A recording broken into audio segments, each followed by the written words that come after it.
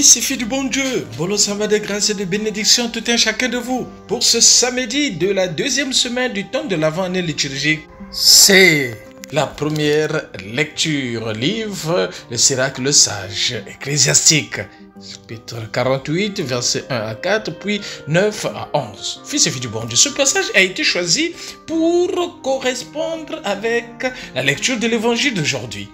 Les scribes attendaient le retour d'Élie.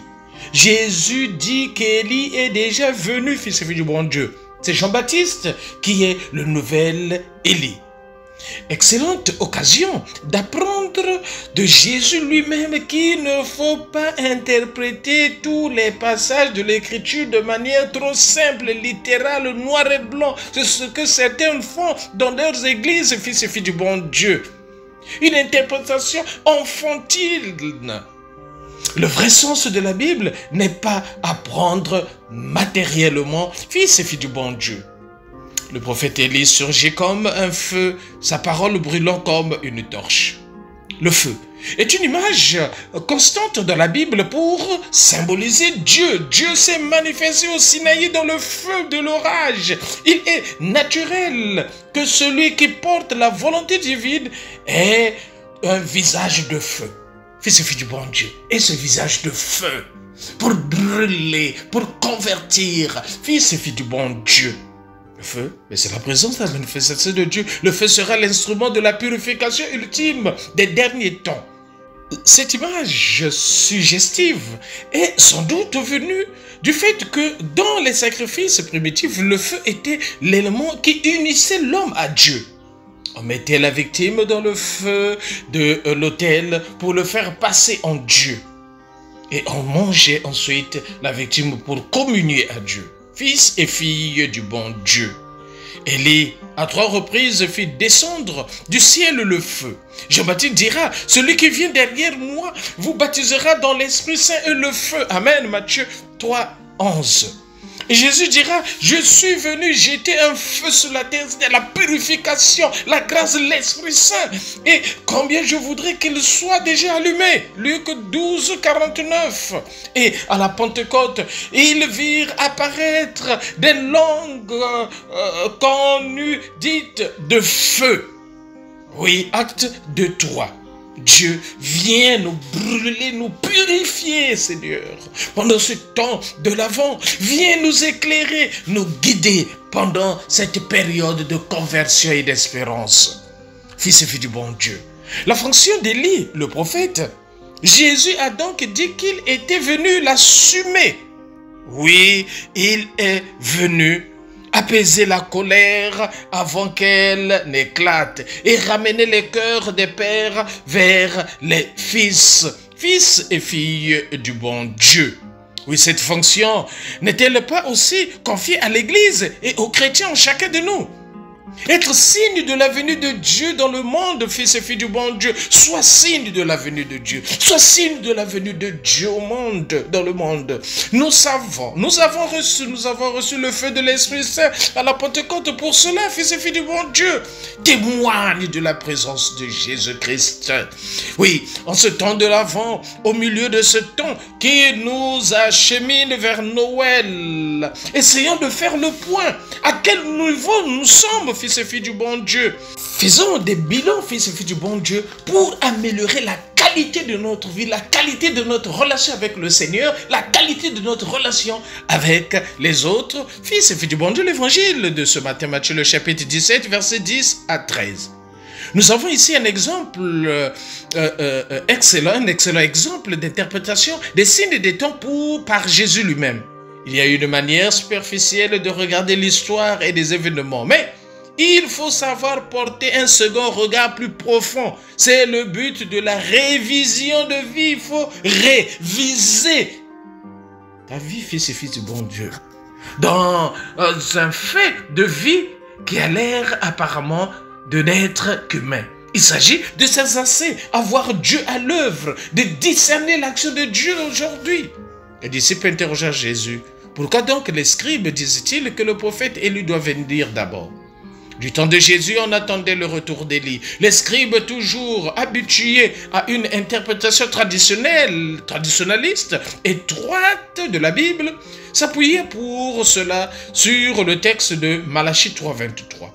Pris dans son sens matériel, voici que j'envoie mon prophète Élie avant que ne vienne le grand et le terrible jour du Seigneur. Ils étaient convaincus que Dieu enverrait Élie avant d'envoyer son Messie. Et ils utilisaient cet argument formaliste pour refuser Jésus. Vous ne pouvez pas être le Messie puisqu'on n'a pas vu Élie. Fils et fille du bon Dieu. Jésus ne nie pas le texte de Malachie. Fils et fille du bon Dieu, comprenons. Mais il ne faut tout de même pas le comprendre si étroitement. Oui, c'est vrai. Élie vient pour préparer les voies au Messie. Malachie a eu raison de dire cela. Mais, je vous le dis, Élie est déjà venu. C'est Jean-Baptiste, fils et fille du bon Dieu. Il ne s'appelait pas Élie, mais il a rempli son rôle. Pour cela, à travers le fait de vie de Jean-Baptiste, il fallait voir plus loin que les apparences, fils et filles du bon Dieu. C'est également ce regard que nous devons avoir envers les autres. Ne jugeons pas par les apparences. Il faut aller plus loin, fils et filles du bon Dieu. C'est bien Jean-Baptiste qui est venu dans la force, dans l'esprit d'Élie. Luc 1,17. C'est lui qui a aplani le sentier et rectifié les chemins. Jean 1,23. Pour que nous puissions découvrir le chemin, le vrai chemin qui est Jésus-Christ. C'est lui qui a préparé les cœurs et annoncé le baptême dans l'esprit. C'est lui qui a montré du doigt l'agneau de Dieu. Fils et filles du bon Dieu. Mais au lieu de le reconnaître, ils lui ont fait tout ce qu'ils ont voulu, fils et filles du bon Dieu. Voilà le grand drame de tous les temps. On juge trop superficiellement, on juge vite, on ne sait pas reconnaître les signes que Dieu nous fait, fils et filles du bon Dieu. Aujourd'hui, comme toujours, Dieu est à l'œuvre autour de nous, fils et filles du bon Dieu, dans nos vies, dans la vie de ceux qui nous entourent, en particulier dans les grands courants collectifs qui marquent toute une époque.